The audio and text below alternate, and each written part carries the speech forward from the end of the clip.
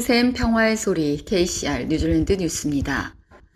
영국의 성전환 트랜스젠더 반대 운동가인 포지 파커의 집회와 언론의 자유를 둘러싸고 국민당, 녹색당, 액트 노동당이 충돌했습니다.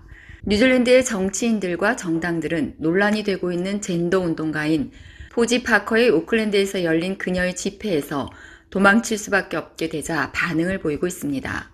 토요일에 파커의 지지자들은 알버트 파크에 모여 그녀의 연설을 들었으며 그곳에서 그들은 성전환 권리 옹호자들에 의해 수적으로 압도당했습니다. 파커의 집회 참석자들과 더 큰 반대 항의 시위자들 사이에서 밀치기가 발생했으며 파커가 군중들에게 연설하기 위해 바리케이트를 통과하려 하자 작은 싸움이 발생했습니다. 파커에게 붉은 액체가 뿌려졌으며 그녀는 사람들에게 밀리고 물이 뿌려진 후에 그녀의 경비원들에 의해 집회 장소 밖으로 호송됐습니다.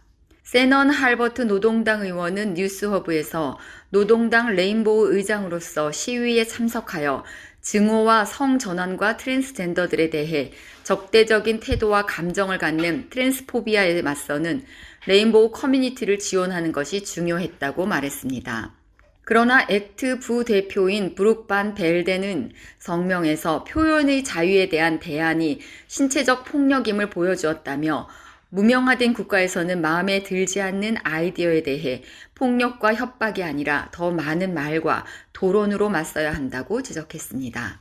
국민당의 폴 골드스미스 법무부 대변인은 사람들이 자신이 좋아하지 않는 사람을 위협하도록 허용된다면 언론의 자유 같은 것은 없다고 말했습니다.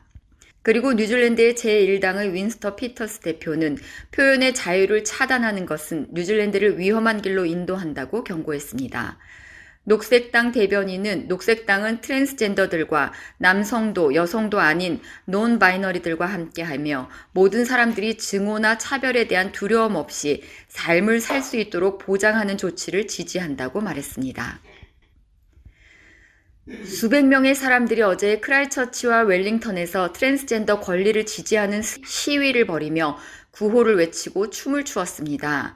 어제의 시위는 논란이 되고 있는 트랜스젠더 반대 운동가인 포지 파커가 오클랜드 행사에서 연설하기 전에 2,000명 이상의 시위대가 그녀의 지지자들을 압도하면서 호위를 받아야 했던 사건 하루 만에 열렸습니다.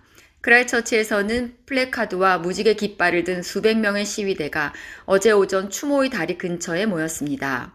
데스티니 처치 그룹 맨업의 반대 시위에도 현장에 있었으며 경찰과 집회 주최자들은 두 그룹을 분리했습니다. 한편 어제 오후 1,000명이 넘는 사람들이 웰링턴의 시빅 스퀘어로 나와 트랜스젠더 커뮤니티에 대한 지지를 표시했습니다. 중국 방문을 마치고 돌아온 외무장관은 양국 관계가 매우 중요하고 복잡하기 때문에 양국이 서로의 견해와 관점을 잃지 않도록 지속적인 관리가 필요하다고 말했습니다. 마후타의 방문은 또한 올해 크리스 힙킨스 총리의 방문 가능성을 열어주었습니다.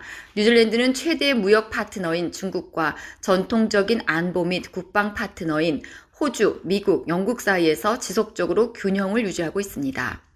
중국의 메시지는 양국 관계가 강하다는 것입니다. 중국은 뉴질랜드의 객관적이고 우호적인 접근 방식을 높이 평가하고 무역과 경제 협력을 증진할 수 있는 기회를 추구하는 데 열중하고 있습니다. 마우타는 베이징에서 처음으로 지인을 만났으며 이전 외무부 상대인 왕 리를 만났습니다. 긍정적인 성명에도 불구하고 몇 가지 의견 불일치가 남아 있습니다. 신장의 인권 상황, 남중국해와 홍콩의 새로운 정세, 대만 해협의 긴장 고조 등입니다. 오클랜드 CBD 아파트 시장은 유학생들의 뉴질랜드 입국 허용 재개로 공실률이 팬데믹 이전 수준으로 돌아가고 임대료가 상승하면서 완전한 회복세에 있습니다. 종종 신발 상자라고 불리는 더 작은 아파트의 경우 세입자의 약 4분의 3이 학생들로 추정됩니다. 그중 유학생이 차지하는 비중이 매우 크며 2020년 초 코비드로 국경이 폐쇄되었을 때 이 분야는 큰 타격을 입었으며 유학생 수가 2019년 1월 21,153명에서 한 달에 수십 명으로 갑자기 급감했습니다. 그러나 여행 제한이 완화되고 유학생 수가 다시 증가하기 시작하면서 이 분야는 회복되기 시작했으며 이는 놀랍도록 빠르게 일어났습니다. 기업 혁신고용부에 따르면 작년 1월 뉴질랜드에 학생 비자로 입국한 사람은 90명에 불과했으나 작년 7월에는 4,152명, 올해 1월에는 7,413명으로 늘어났습니다. 2월에 또 다른 13,638명이 도착했고, 이는 2019년 2월에 도착한 21,153명을 향해 다시 올라가고 있습니다. 일부 경제학자들이 뉴질랜드가 이미 경기 침체에 빠져 있다는 우려가 있지만 비즈니스들은 노동력을 늘리고 있다는 새로운 연구 결과가 나왔습니다. 소프트웨어 회사 ELMOHR 인더스트리 벤치마크 최신 연례 보고서에 따르면 비즈니스들의 거의 3분의 2가 2023년에 인력을 증가시킬 계획을 세우고 있어 이는 작년의 절반 이상에서 증가한 수치입니다. 인력 규모의 변화를 예상하는 사람들 중 56%는 인력이 11에서 25% 증가할 것으로 예상하는 반면 5분의 1은 25% 이상 증가할 것으로 예상했으며 11%는 올해 노동력이 감소할 것으로 예상했습니다. 뉴질랜드의 실업률은 현재 약 9만 9천 명인 3.4%로 낮은 수준입니다. 더 웨어하우스는 뉴월드, 팩앤세이브 등을 운영하는 푸드스태프와 우러스의 카운트다운 슈퍼마켓 두 회사의 판매 시장 독점이 정부의 규제와 경쟁 개선 체계도 불구하고 신선식품과 식료품의 확대를 계속 제한하고 있다고 비판했습니다. 더 웨어하우스의 최고 경영자 닉 그레이스턴은 자사가 식료품 제품 라인을 확장하고 싶어 하지만 두 대형 슈퍼마켓 체인 중 어느 하나와도 경쟁력 있는 도매 계약을 확보할 수 없었다고 말했습니다.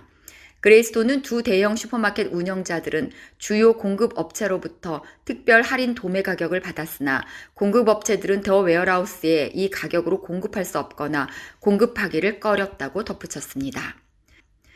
오늘의 환율 정보입니다. 뉴질랜드 달러화 대비 원화의 기준 환율은 809원 84전, 한국에서 보낼 때 817원 93전, 한국에서 받을 때 801원 75전입니다.